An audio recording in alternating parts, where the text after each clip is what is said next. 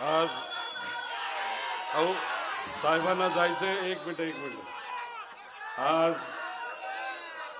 आज तुमच्या सर्वांच्या उपस्थितीमध्ये,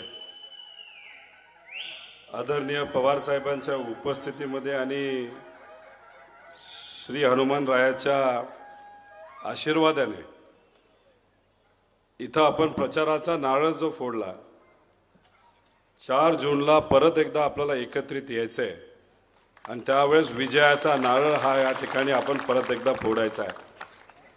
आदरणीय पवार साहेब आपल्या सर्वांशी संवाद साधण्यासाठी इथं आलेत. आमदार संजयजी जगताप उपस्थित सर्वच मान्यवर, माझे कुटुंबीय, आपल्या या तालुक्यातले आणि आसपासच्या तालुक्यातले सर्व नागरिक, सर्व पक्षाचे पदाधिकारी, निष्ठावंत कार्यकर्ते, पत्रकार, उपस्थित सर्व स्वाभिमानी नागरिक बंधू आणि भगिनींनो, खरं तर मी कमीत कमी बोलण्याचा प्रयत्न इथं करेल का तुम्हा सर्वांना, ताईंना आणि साहेबांना ऐकायचंय. आपण श्री हनुमान रायाचं दर्शन जेव्हा घेतो तेव्हा आपल्या मनामध्ये साफ विचार असतात. खरं तर हनुमान राया प्रतीक कशाचं आहे तर निष्ठेचं आणि शक्तीचं प्रतीक आहे. पवार साहेबांनी गेले 60 वर्ष त्यांची निष्ठा ही बदललेली नाही. आणि जेव्हा इथं पवार साहेब आले, सुप्रियाताई आल्या, सुप्रियाताईंनी सुद्धा राजकीय कारकीर्द जेव्हा त्यांची सुरू झाली त्या दिवसापासून आत्तापर्यंत इथं येऊन नारळ फोडणं असेल, दर्शन घेणं असेल, ते सातत्याने तिथं करतात. पण निष्ठा ही आपल्या सर्वांसाठी अतिशय महत्त्वाची असते. दुर्दैव असं आपल्या जवळचे काही लोक आज आपल्या विचाराबरोबर नाही, लोकांबरोबर नाही, आणि मग स्वहितासाठी जर काही लोकांनी कुटुंबाला सोडलं असेल, लोकांना सोडलं असेल, विचाराला सोडलं असेल, निष्ठेला सोडलं असेल, तर मला हनुमान रायाचं माहीत नाही, कदाचित ते आशीर्वाद सुप्रियाताईला देणारच आहेत. पण तुम्ही सर्वजण खऱ्या अर्थाने पवार साहेबांची शक्ती आहात आणि सुप्रियाताईंची शक्ती आहात. जे कुठले नेते होते ते आपल्याला सोडून गेले, त्यांचं स्वतःचं हित होतं, पण तुम्ही मनापासून सुप्रियाताई बरोबर तिथं राहिलात, साहेबांबरोबर राहिलात, यासाठी एक सामान्य कार्यकर्ता म्हणून मी आपल्या सर्वांचे या ठिकाणी आभार व्यक्त करतो. पुढे फार बलाढ्य शक्ती आहे, पैसा आहे, ताकद आहे, दबाव तंत्र आहे. अशा शक्तीच्या विरोधात जर आपल्याला टिकायचं असेल तर आपल्याला एकत्रित यावं लागेल.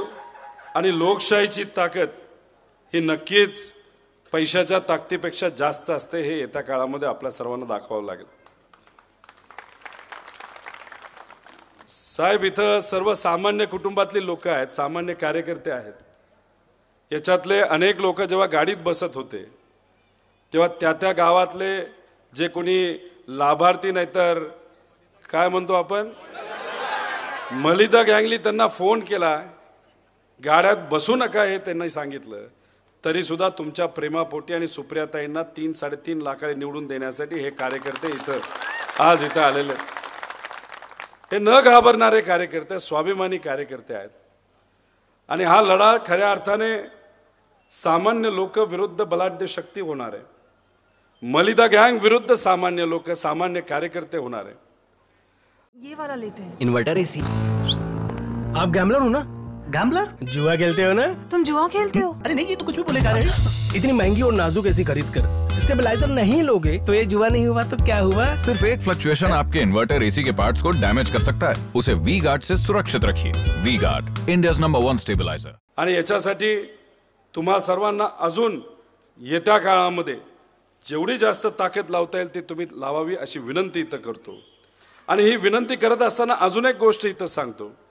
साहेबांच्या मार्गदर्शनाखाली येत्या काळामध्ये जिल्हा परिषद असेल, पंचायत समिती असेल, कारखाने असेल, दूध संस्था असतील, कॉर्पोरेशन असेल, नगर परिषद, नगर पंचायत, ज्या कुठल्या इलेक्शन असतील त्याच्यामध्ये 100% तुमच्या पाठीमागे आम्ही सर्वजण राहू असा शब्द या ठिकाणी देतो. काही लोकांना धमक्या दिल्या जातात, डिप्या काढल्या जातात, पोलिसांकडनं धमक्या दिल्या जातात. पाणी येणार नाही, आता जे पाणी येतं ते आम्ही बंद करू. मला इथं असणाऱ्या सर्व लोकांना सांगायचे, धमक्या देणाऱ्या लोकांना उत्तर आपण महाविकास आघाडी सरकार आलं ना 2024ला, तेव्हा 100% त्या लोकांना तिथं उत्तर देऊ.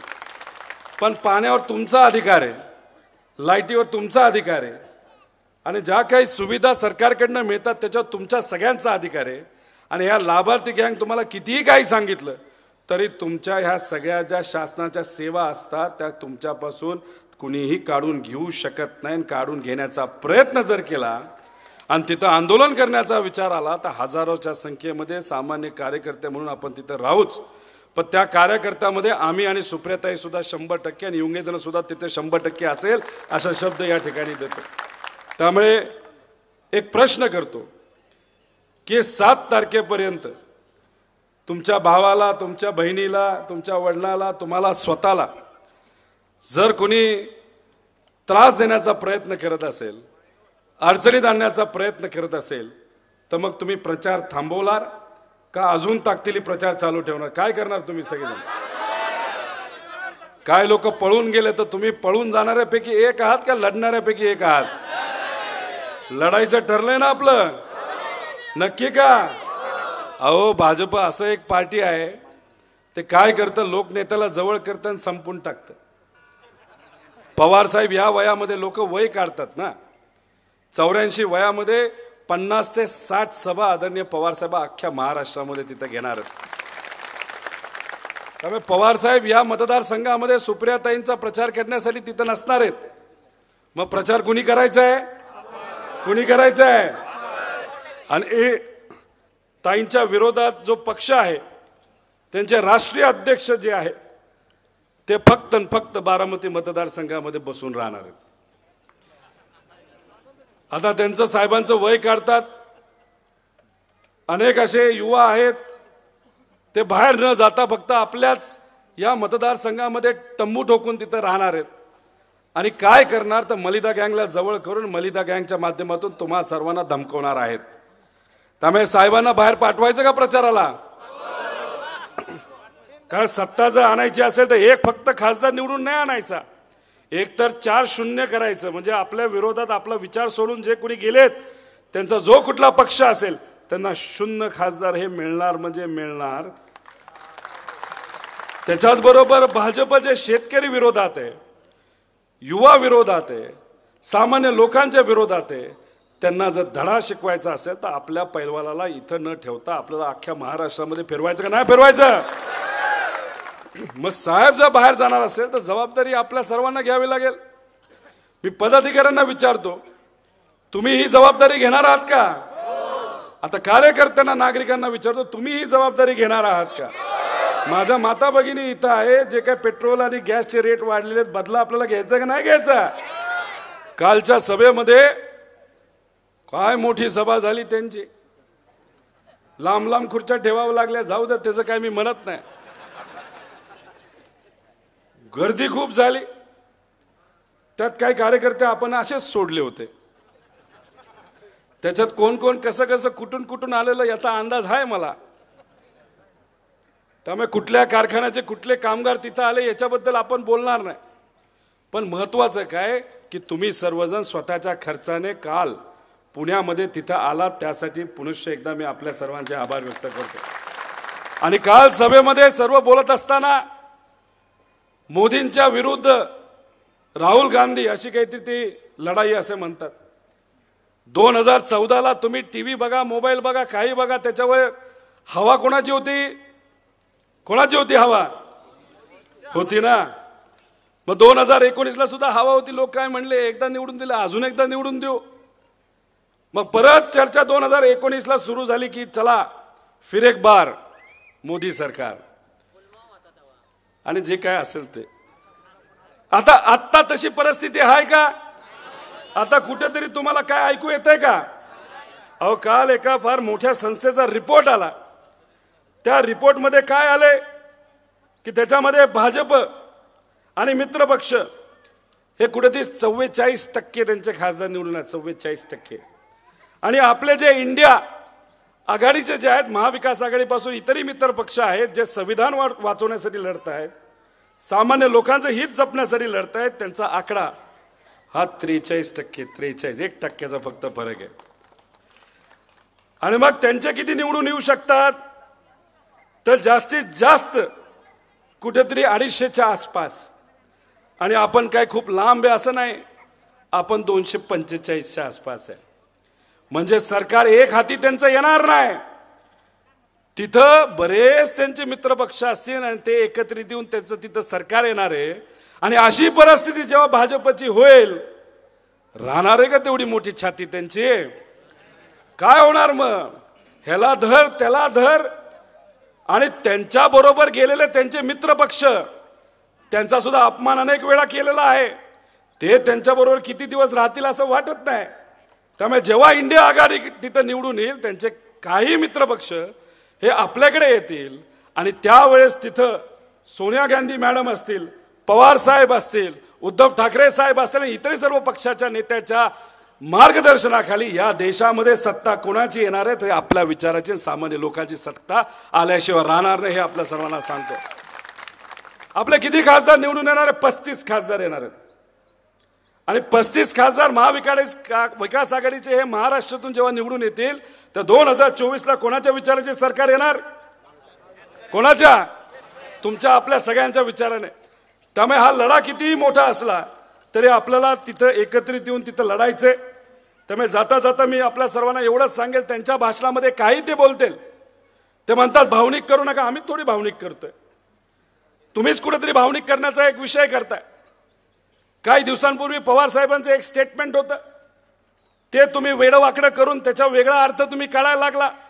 मी तुम्हा सर्वांना विचारतो की कुटुंब म्हणून जर आपण सर्वजण एकत्रित असू आणि राजकीय दृष्टिकोनातून या बाबतीत बोलायचं झालं, आपण जर पुरोगामी विचार आजपर्यंत जपला असेल, शिवशाहू फुले आंबेडकरांचा विचार जपला असेल आणि राजकीय दृष्टिकोनातून हा जर आपला कुटुंबाचा विचार असेल आणि या विचाराला सोडून ठराविक 2-3 लोक जर बाजूला होत असतील, प्रतिगामी नाही तर भाजपचा विचार तिथे स्वीकारत असतील, तर राजकीय दृष्टिकोनातून जे पलीकडे गेलेले लोक आहेत ते आपलेत का बाहेरचे? तुम्ही सांगा मला.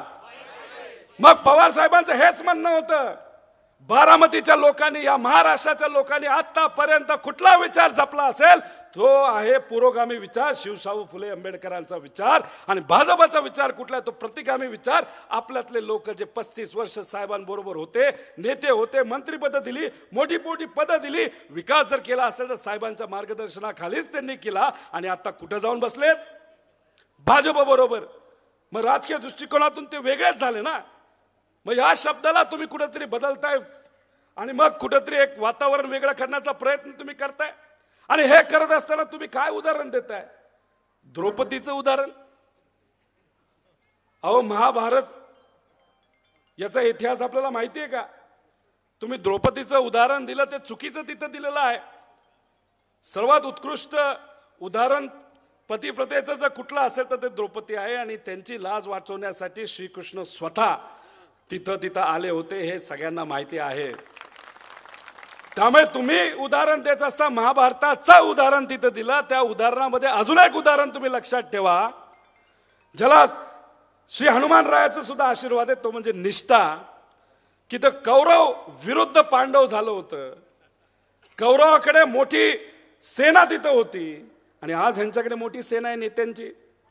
आपल्याकडे काय आहे तर निष्ठावंत कार्यकर्ते आहेत. विजय कोणाचा झाला होता? विजय कोणाचा झाला होता? मग विचाराचाच झाला होता ना. रामायणाच्या बाबतीत बोलायचं झालं तरी रावणाकडे मोठी सेना होती, मोठी ताकद होती.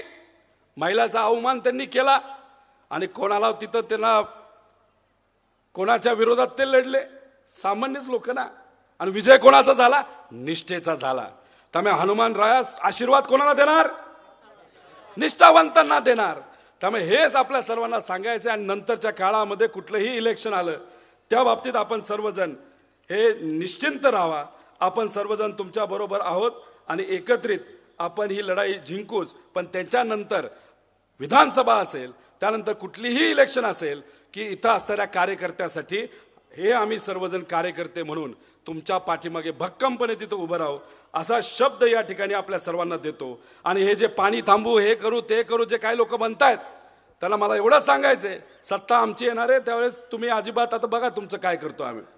आणि राहिला प्रश्न अधिकाऱ्यांचा, पोलीस अधिकाऱ्यांचा, सगळेच तसेच असं मी म्हणत नाही, पण पोलीस अधिकाऱ्यांना सुद्धा मी विनंती करायची की आमच्या कार्यकर्त्यांना चूक नसताना सुद्धा जर तुम्ही त्यांना अडचणीत आणण्याचा प्रयत्न करत असाल, त्यांच्यावर जर कारवाई तुम्ही खोटी करत असाल, याद राखा 2024ला आमचं विचाराचं सरकार येतंय आणि आमच्या विचाराचं सरकार आलं तर त्यांना आम्ही तिथं सोडणार नाही. त्यामुळे या निष्ठेच्या लढाईमध्ये, विचाराच्या लढाईमध्ये शेवट जाता जाता तुम्ही सर्वजण आपापलं बूथ आणि आपापलं गाव हे नक्कीच राखणार का? तिथं जर कुणी आपलं बूथ ताब्यात घेण्याचा प्रयत्न तिथं करत असेल, लाभार्थी गँग पैकी नाही तर मलिदा गँग पैकी, तर तुम्ही एकत्रित येऊन बूथचं तिथं काळजी घेणार का? गावाची काळजी घेणार का? आवाज दाबण्याचा प्रयत्न केला तर लढायला तुम्ही तयार आहात का? सकाळी 7 वाजल्यापासून संध्याकाळी 5 पर्यंत त्या बूथवर जर कुणी मनमानी नाही तर दडपशाही करण्याचा प्रयत्न करत असेल तर तिथं तुम्ही सुप्रियाताईंच्या वतीने लढायला तयार आहात का? आणि शेवट परत एकदा विचारतो, साहेबांनी अख्ख्या महाराष्ट्रात फिरायला गेलं पाहिजे का?